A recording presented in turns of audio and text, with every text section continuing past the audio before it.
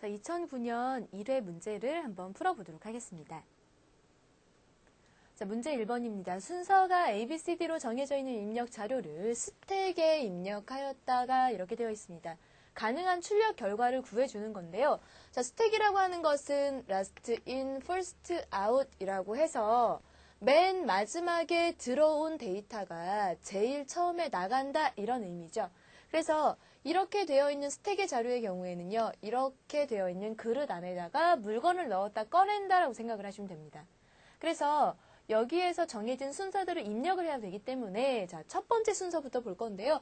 A, B, C, D 순서대로 출력이 되어야 하기 때문에 여기에 우선 A를 넣었다가 바로 출력을 합니다. 그러면 A, 그 다음에 다시 B를 넣었다가 그대로 출력하고 C를 넣었다가 출력하고 D를 넣었다가 출력을 하면 순서대로 C와 D까지 모두 다 이렇게 출력이 되도록 구해줄 수가 있겠죠. 그래서 첫 번째는 맞는 순서이고요. 두 번째입니다. 자, 우선은 이렇게 출력 결과가 나오도록 해주기 위해서 자, 제일 먼저 이렇게 되어 있는 그릇처럼 생긴 부분, 스택에다가 A를 넣습니다. 그리고 B도 넣고요. 그런 다음에 C를 넣었다가 C를 바로 꺼내냅니다. 그리고는 D를 넣었다가 D도 바로 꺼내내주신 다음에 C와 D가 나와 있으니까 그 다음에는 B가 꺼내지고 A가 꺼내지면 두 번째의 순서도 맞게 되어 있죠.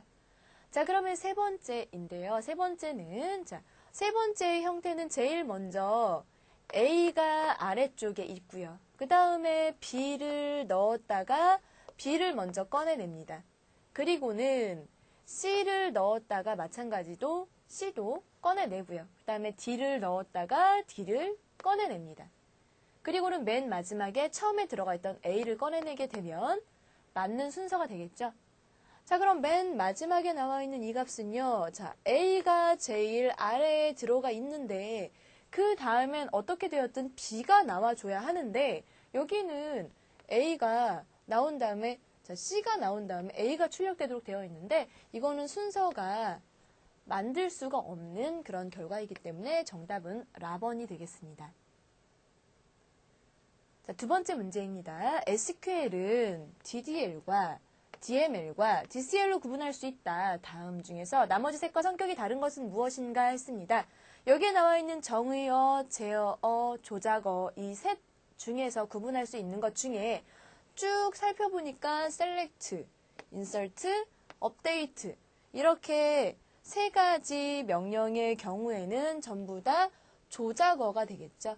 그래서 여기에 나와 있는 이 세 가지는 데이터 조작어가 됩니다. 그래서 조작어가 되기 때문에 자, 나머지 하나는 여기에서 create가 되겠죠. 여기에 나와 있는 creator의 경우에는요. 자, 여기에 속하지 않는다. 그래서 정답은 라번이 되겠습니다.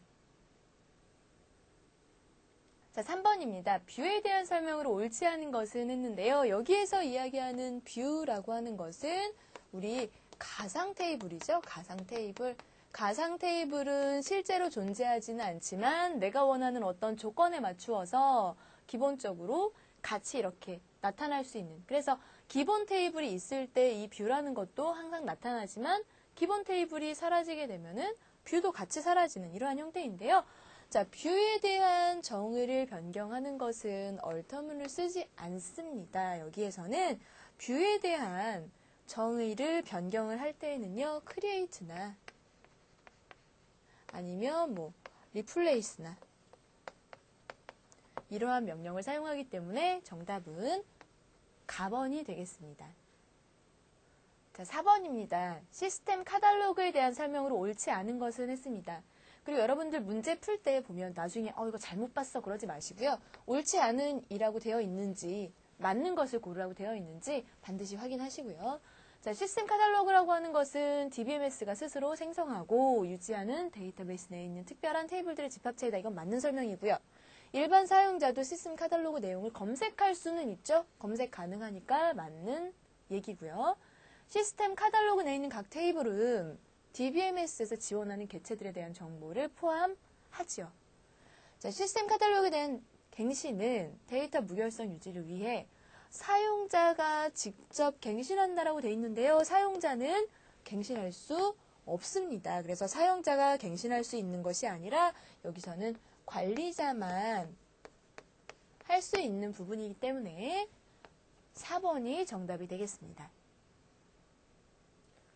자, 5번입니다. 릴레이션의 특징으로 옳지 않은 것은 했습니다. 릴레이션은 기본적으로 서로 다른 값을 가져야 하고요. 그 다음에 튜플들 간에는 순서도 없고요.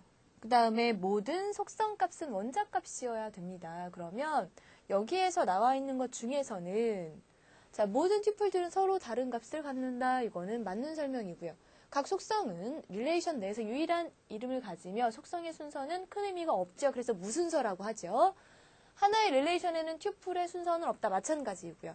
한 릴레이션에 나타난 속성값은 논리적으로 더 이상 분해할 수 없는 원자값이어야지만 합니다. 그래서 정답은 라번이 되겠습니다.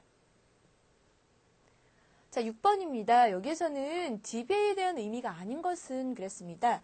자, 여기에서 우리 DBA가 해야 하는 역할들을 잠깐 살펴보시면 자, 데이터베이스 그 다음에 어드미니스트레이터라고 해서 데이터베이스를 관리하는 관리자를 이야기하죠. 그래서 여기에서 DBMS를 관리해주는 관리자의 역할을 보시면 우선은 제일 먼저 설치도 하고요. 설치를 해서 여기에 대한 환경 설정도 하겠죠. 환경 설정도 하겠고 그 다음에 보안에 대한 관리도 하겠고요. 그리고 운영도 하겠죠. 그 다음에 그것과 관련되어 있는 서비스 이러한 것들도 하겠고요. 그 다음에 이 전체적인 가동 시간이라든지 또 긴급 상황이 발생됐을 때 이런 것들을 대처하는 그러한 부분이라든지 이러한 포괄적인 내용들을 전부 다 하는 것이 DBA의 역할인데 여기에 나와 있는 이 프로그램에 대한 코딩을 하는 건 개발자가 하는 일이지 데이터베이스를 관리하는 관리자가 하는 역할은 아닙니다. 그래서 여기서의 정답은 답번이 되겠습니다. 자, 7번입니다. 데이터베이스의 정의와 거리가 먼 것은 했는데요. 우리 데이터베이스의 정의는 크게 4가지로 나눠놨었죠. 그래서 제일 먼저 공용 데이터다. 그래서 공용 데이터라서 혼자서 사용하는 것이 아니라 여럿이 같이 사용할 수 있다라는 개념이 되겠죠. 그래서 쉐어드 데이터라 그랬었고요. 그 다음에 두 번째로는 통합 데이터라고 보시면 되겠죠. 통합 데이터다라고 했었고요. 그래서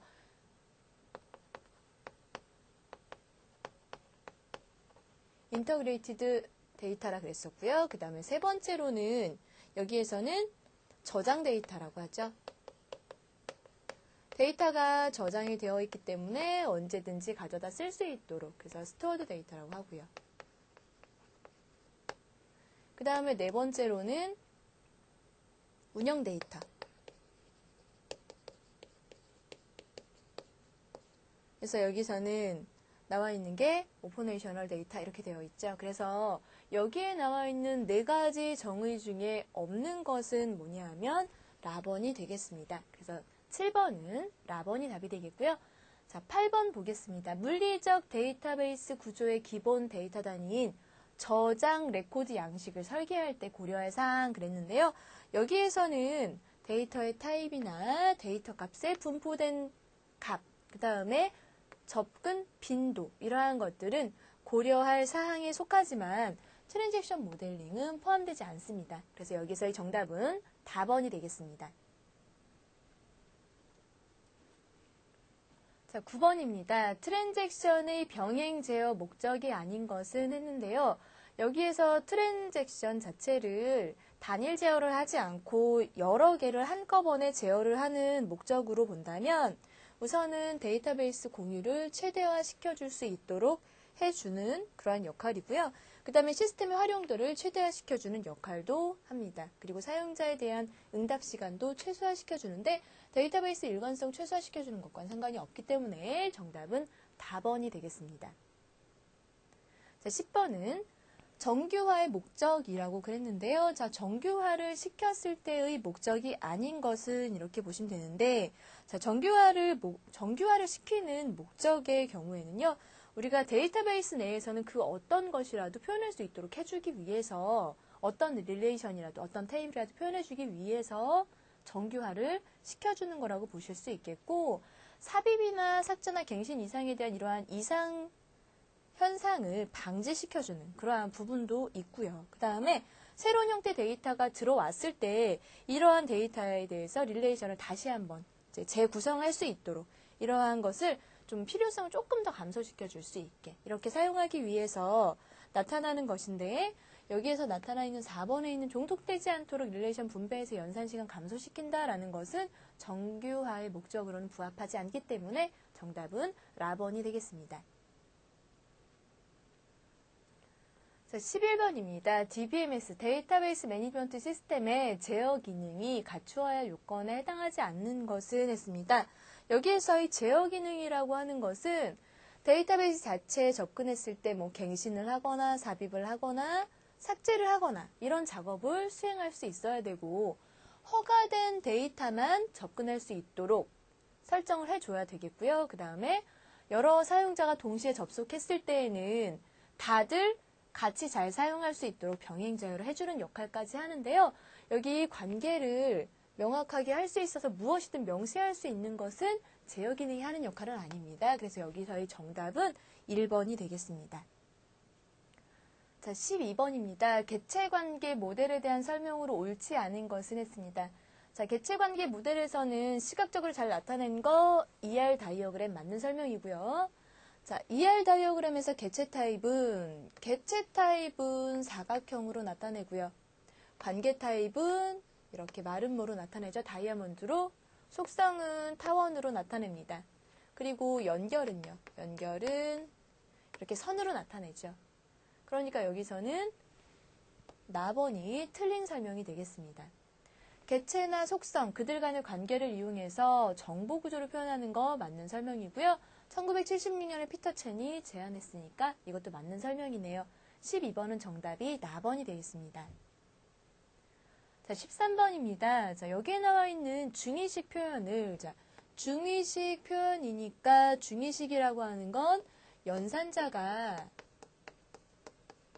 가운데 들어가는 형태입니다. 그래서 즉 나중에 우리가 그림으로 그려 있는 걸 표현한다 그러면은 이렇게 되어 있는 형태예요. 그래서 레프트, 루트, 라이트 이렇게 되는 형태인 거고요.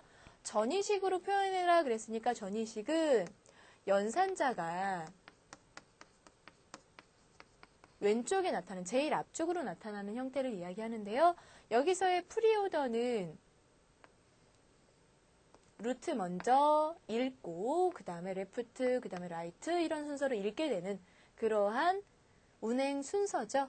자, 그러면 여기에 나와 있는 연산식을 여기다가 그림으로 한번 나타내 보겠습니다. 우선은 A가 가장 먼저 읽혔잖아요. 인오더니까 A를 읽고 그 다음에 이렇게 루트 쪽으로 옮기겠죠. 그러면 곱하기를 읽고 그 다음에 인오더니까 루트를 읽고 이제 라이트를 읽어야 하는데 라이트를 읽으러 갔을 때 여기에서의 라이트에다가 계산을 하는데 먼저 B에 대한 연산이 올 수 있는데요. B를 연산하게 되면 여기 바로 그냥 곱하기 B가 이쪽으로 붙어야 하니까